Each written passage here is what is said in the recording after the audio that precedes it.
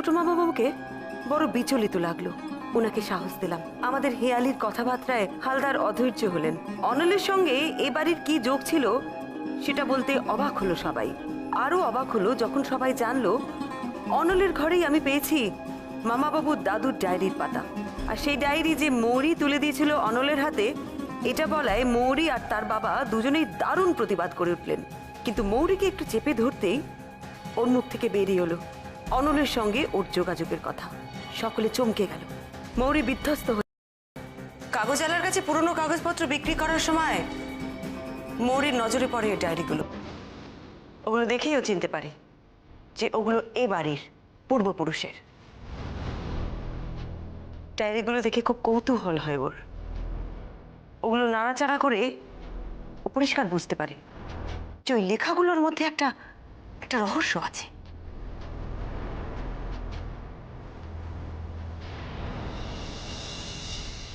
তুমি ডায়েরিটা অনলের হাতে তুলে দাও। অনল তো খুবই বুদ্ধিমান ছেলে ছিল, স্মার্ট ছেলে ছিল, কিন্তু ওর একটাই সমস্যা, ও গরিব ছিল। আর তুমি তো বড় লোকের মেয়ে। তাই অনলের জীবনে একটাই উদ্দেশ্য ছিল, যে করে হোক ওকে টাকা রোজগার করতে হবে, ওকে বড় লোক হতে হবে। তুমি ডায়েরিটা অনলের হাতে তুলে দিয়েছিলে। ডায়েরির লেখাগুলো পড়ার পর অনলের মনে হয়েছিল যে এই লেখাগুলোর মধ্যে একটা রহস্যের সন্ধান আছে, গুপ্তধনের সন্ধান। আর সেটা উদ্ধার করতে পারলেই অনল খুব সহজেই বড় লোক হয়ে যাবে। তুমি চুপ করে আছো কেন মৌরি? আমার কথার উত্তর দিচ্ছ না যে? দেখো, তুমি যদি চুপ করে থাকো তাহলে কিন্তু আমি ধরে নেবো যে আমি যা বলছি সব ঠিক ঠিক বলছি। তারপর? আচ্ছা, আপনি আমাকে কি বলেছিলেন? আপনার ছেলের একটি বড় লোকের মেয়ের সাথে সম্পর্ক হয়েছিল, আর সেই জন্য অনলকেও বড় লোক হতে হবে। তা না হলে মেয়েটির সঙ্গে ওর বিয়ে হবে না, তাই তো? হ্যাঁ, অনল আমাকে সে কথা বলেছিল ঠিকই, কিন্তু তার জন্য সে তো কোনো অন্যায় করতে পারে না। আমার ছেলেটা আজকে মারা গেছে বলে তোমরা এভাবে তাকে দোষী সাব্যস্ত করতে পারো না, এভাবে মিথ্যে কথা বলতে পারো না। ওই এই বড় লোকের বাড়ির মেয়েটা আমার ছেলেটাকে ফাঁসিয়েছে, এই বড় লোকের বাড়ির মেয়েটা ফাঁসিয়েছে। তোমরা এইভাবে কেন আমার ছেলের সম্বন্ধে মিথ্যে কথা বলে যাচ্ছ? এভাবে আমার ছেলের সম্বন্ধে মিথ্যে কথা বলো না, বলো না। দেখুন, আমি সত্যি বলছি কি মিথ্যে বলছি সেটা আপনি মৌরিকে জিজ্ঞেস করুন। আপনার ছেলে খুবই ইন্টেলিজেন্ট ছিল, আর বড় লোক হওয়ার তাগিদটা তারই সব থেকে বেশি ছিল। তাই সেই গোটা প্ল্যানটা করে। ওই ডায়েরি লেখাগুলো পড়ে অনলের মনে হয় যে এগুলো মা কালী, গয়না, এইসব নিয়ে কিছু লেখা। ওরা দুজনে মিলে প্ল্যান করে, যে করেই হোক মন্দির খোলাতে হবে, পুজো শুরু করাতে হবে। সত্যি যদি গয়না থেকে থাকে তাহলে মন্দিরে পুজো শুরু হলে বাড়ির লোকজন সে গয়না বের করবে। তাহলে হয় গয়নাগুলো আছে বাড়ির লোকজনদের কাছে, নয় মা কালীর বেদির তলায়। আশ্চর্য, ওই ডায়েরি পড়ে ওদের মনে হলো যে ওই গয়না এই বাড়িতে কোথাও আছে। হ্যাঁ মামা বাবু, অনলের অন্তত সেরকমই মনে হয়েছিল। তখন ওর মনে হয় যে করে হোক মন্দিরটা খোলাতে হবে, আর তার থেকেই ওর মাথায় আসে মন্দিরে মা কালীর মূর্তি রাখার প্ল্যানটা। সময়টা ছিল কালী পুজোর ঠিক আগে আগে। ঠিক ওই সময় মৌরি ও উপলকে বিয়ে করতে রাজি হয়ে যায়। অবশ্য সেটাও অনলেরই প্ল্যান ছিল।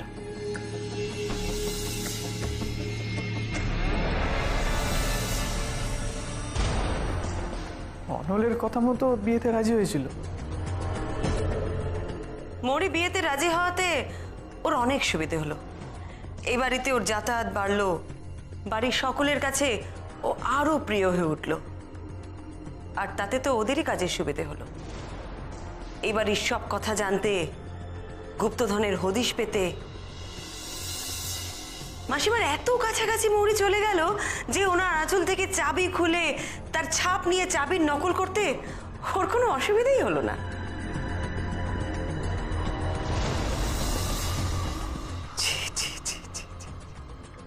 ওই মেয়ে আমার আঁচল থেকে চাবি চুরি করে নকল করিয়েছিল? হ্যাঁ মাসিমা, করেছিল। তা না হলে মন্দিরের অত পুরনো তালার চাবির নকল করা এতটা সহজ ছিল না। আমি ভাবতে পারছি না যে আমার মেয়ে এতটা নিচে নামতে পারে। আমি আমি সহ্য করতে পারছি না। মৌরি, তুই বল যে তুই এরকম কাজ করিসনি। ভালোবেসে এত বড় অন্যায় কাজ করতে তোর একটু হাত কাঁপলো না? সত্যিটা আর কি করে লুকাবে বলুন? মৌরিরা তো এটা বুঝেছিল যে গুপ্তধন কোথাও আছে, আর সেই জন্যই ওরা বারবার চাইছিল যে এই বাড়িতে পুজোটা শুরু হোক।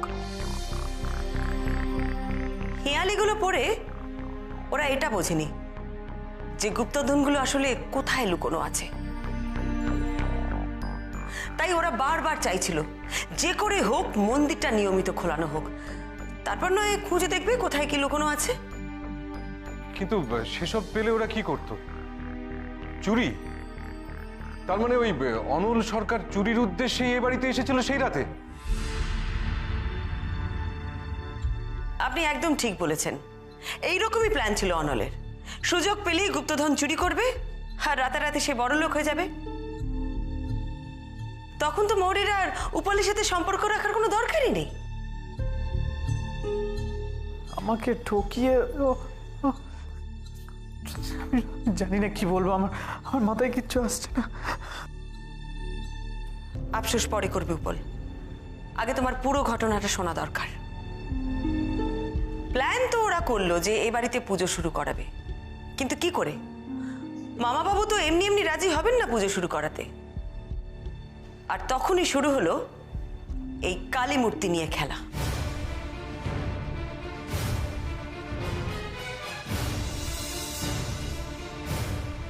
দেবীকে নিয়ে খেলা?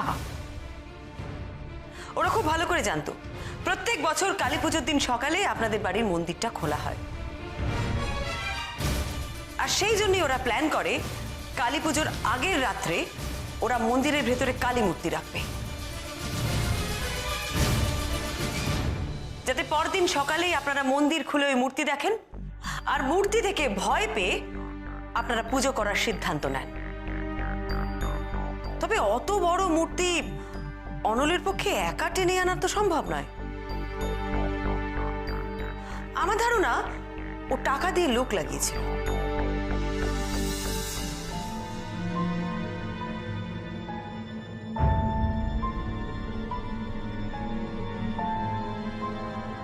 অনল যখন অন্ধকারে ঝোপের মধ্যে দিয়ে কালী মূর্তি নিয়ে আসছিল, এ বাড়ির বাচ্চারা তখন বাইরে বাজি পোড়াচ্ছিল। না না, ওটা এখন খোলটা গরম আছে, চাস না। তাহলে এই রকেটটা করি। এটা এটা ফাটাতে গেলে তো বোতল চাই। এবার কোথায় বোতল পাবো রে? রান্নাঘরে যাই? দাঁড়া, ওই ছোট্টায় অনেক বোতল দেখেছি, চল নিয়ে আসি, চল। রকেট ওড়ানোর জন্য ওদের একটা বোতলের দরকার ছিল, আর সেই বোতলটা আনতে ওরা ঝোপের দিকে যায়। খোদ্দা, ওখানে তো অন্ধকার, আমরা একা একা যাব? দূর বোকা, দুজনে আবার একা একা হয় নাকি? চল, সামনেই পেয়ে যাব।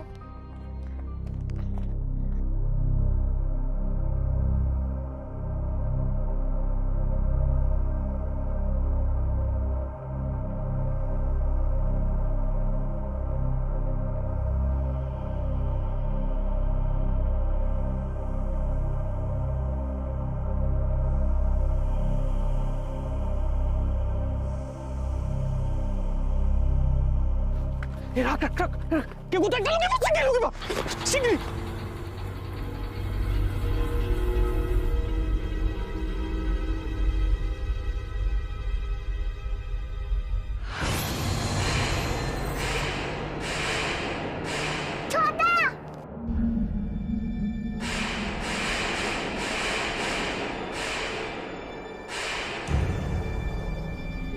ফুটকি পালা।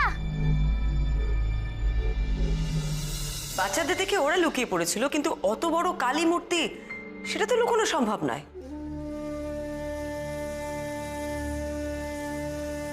বাচ্চারা কালী মূর্তি থেকে ভয় পেয়ে যায়, ছুটে আসে বাড়ির মধ্যে, আর সেই সুযোগে অনল ওর লোকজন নিয়ে কালী মূর্তিটা সরিয়ে দেয় ওখান থেকে। মামা বাবু, আপনারা যখন ওখানে যান ওখানে গিয়ে তো কালী মূর্তি দেখতে পান না, তাই তো? কিন্তু মাটিতে সিঁদুর মাখানো জবা, সেটাও অনলেরই প্ল্যান। পুরো ব্যাপারটা একটা অলৌকিক ঘটনা এটা প্রমাণ করার জন্যে। আর সে রাতেই নকল চাবি দিয়ে মন্দিরের দরজা খোলা হয়।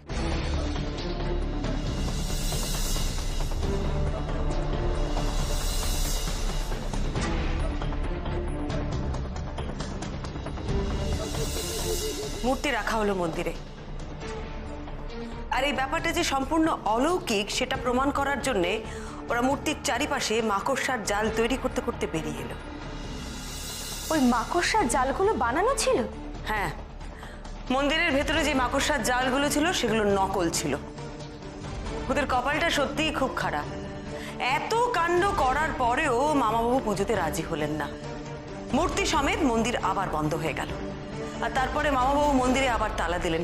এবার ওনার নিজের তালা, নতুন তালা, আর চাবিটা ওনার নিজের কাছে রেখে দিলেন। এরপর যেটা হলো, বাড়ির লোকজনদের আরেকটু ভয় পাওয়ানোর জন্যে পার্সেলে এলো অসুরের মাথা।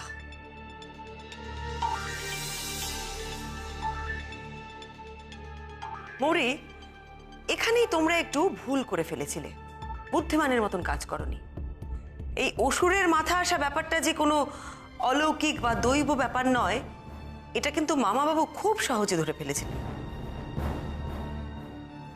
এই অসুরের মাথা আসার পর মামাবাবুর মনে সন্দেহ হয় যে বোধহয় কেউ ওনার চারিপাশে কোনো ষড়যন্ত্র করছে। আর সেটা উদ্ধার করতেই উনি আমার কাছে আসেন। আমি এখানে আসার পর আবার মন্দিরের দরজা খোলা হয় আমাকে দেখানোর জন্যে। আবার চমক, মন্দিরের ভেতরে কালী মূর্তি নেই।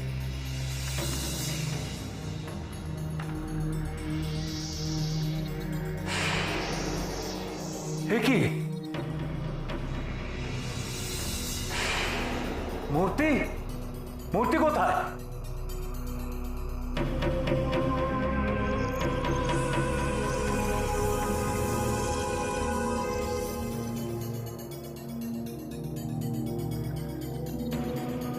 এইখানে, ঠিক এইখানে মূর্তিটা ছিল, এইখানটা।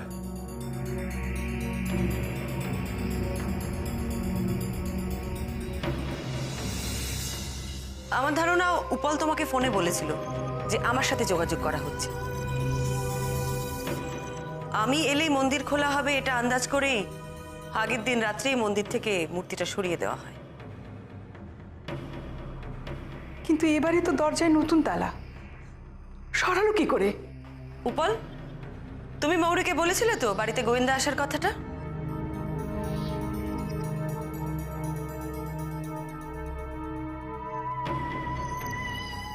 তুমি উপলকে ফোনে জিজ্ঞেস করো কালী মূর্তির কি হলো। আর উপলই তখন তোমাকে জানায় যে মামাবাবু মন্দিরে আবার নতুন তালা লাগিয়েছেন। আর কথাটা তুমি সঙ্গে সঙ্গে অনলকে জানিয়ে দাও।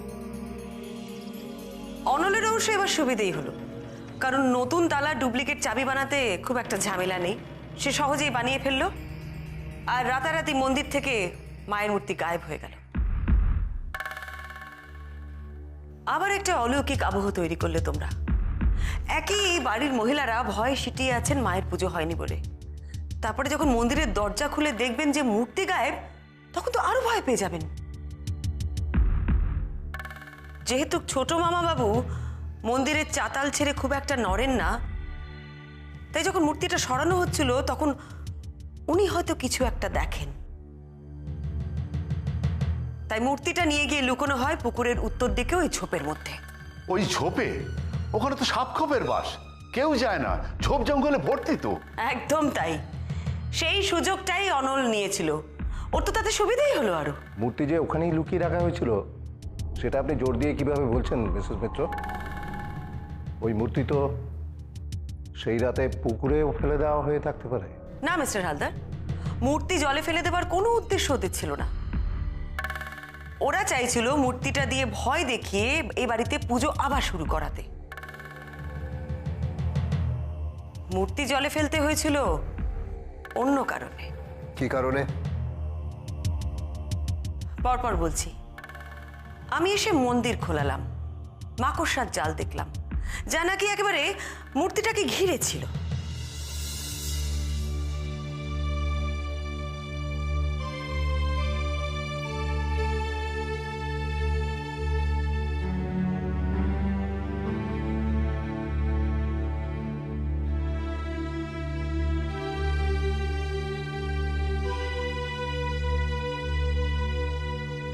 অ্যাডিসিভের গন্ধ পাই, আর তাতেই বুঝতে পারি ওটা মাকড়সার জাল নয়। অলৌকিক ভাবটা প্রকট করার জন্যে ওইটা বানানো।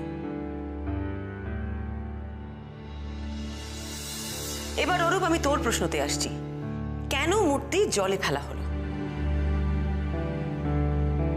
আমি যেদিন এ বাড়িতে আসি সেদিন একজন বহুরূপী এসেছিল এ বাড়িতে। তোকে তো আমি ফোনে বলেছিলাম অরূপ। হ্যাঁ, তুমি ফোনে বলেছিলে কি যেন কালী ঠাকুর না কি সেজে এসেছিল। তাকে দেখে সুস্মিতা প্রচন্ড ভয় পেয়ে গেছিল। ভয় পাওয়াটাই স্বাভাবিক। একে তো বাড়িতে কালী মূর্তি নিয়ে একটা টেনশন চলছে, তারপর কালী সেজে একজন বহুরূপী, ভয় পাওয়াটাই খুব স্বাভাবিক।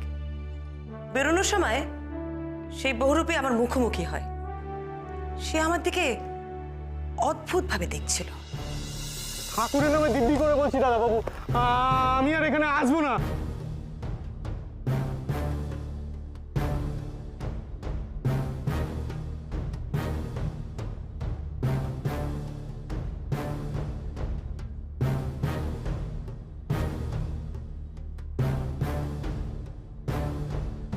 খুব সম্ভবত সে আমাকে চিনে ফেলেছিল, তাই সে তখনই ঠিক করে নেয় যে করেই হোক ঝোপে লুকিয়ে রাখা কালীকে বিদায় করতে হবে। ওখানে রাখাটা খুবই বিপজ্জনক। বহুরূপী ঠিক করে মানে? সে কি তাহলে অনলের লোক ছিল? ওই ওই আমি তখনই বলেছিলাম ছেলেটাকে ধরে ভালো করে চাপকাতে, তখনই সব আসল কথা বেরিয়ে আসতো। তা না করে আমার ভালো মানুষ দাদাটা ছেলেটাকে ছেড়ে দিল। আচ্ছা, আমি কি করে জানবো যে ও অনলের লোক? না মামা বাবু, অন্য কোনো লোক নয়, অনল নিজে এসেছিল বহুরূপী সেজে এ বাড়িতে।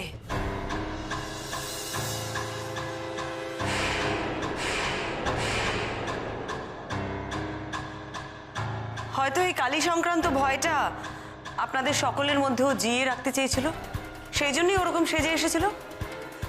তবে অনলের ডেড বডিটা আমি যখন দেখি না, তখন আমার কিরকম একটা মনে হচ্ছিল যে আমি কোথায় দেখেছি কিন্তু কিছুতেই বুঝতে পারছিলাম না।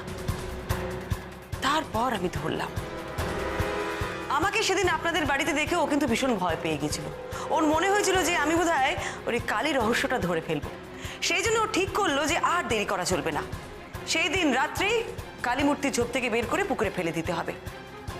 সেদিন ও একা আসে, ঝোপ থেকে কালী মূর্তি বার করে সোজা পুকুরে ধাক্কা মেরে ফেলে দেয়, আর সেটা দেখে ফেলেন ছোট মামা বাবু। আমি আমি আমি আমি আমি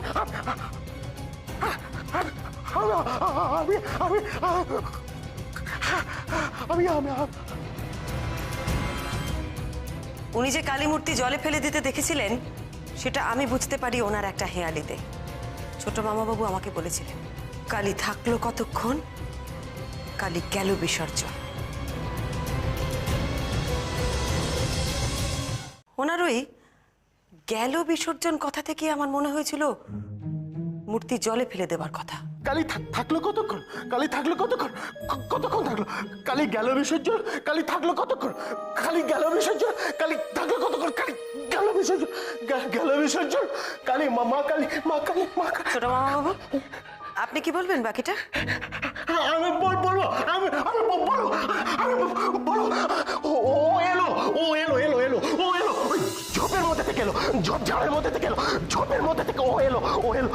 ঝমঝম বৃষ্টি, বৃষ্টি বৃষ্টি, it was raining cats and dogs. ওই মূর্তিটাকে টানতে নিয়ে এলো, টেনে নিয়ে এলো মূর্তিটাকে, মা কালীর মূর্তিটাকে নিয়ে এসে ঝপ করে ফেলে দিল।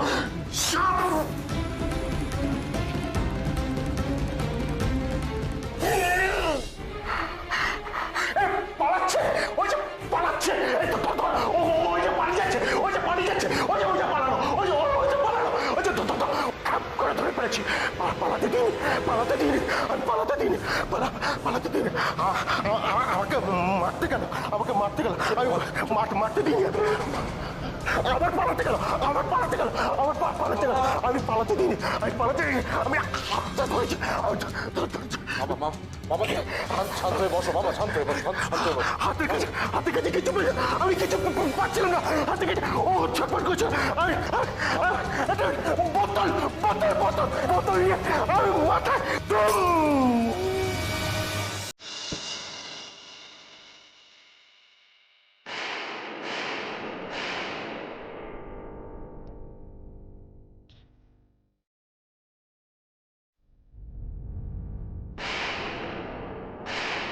প্রভা কি করলে ছোটা? তুই কি করলে মা?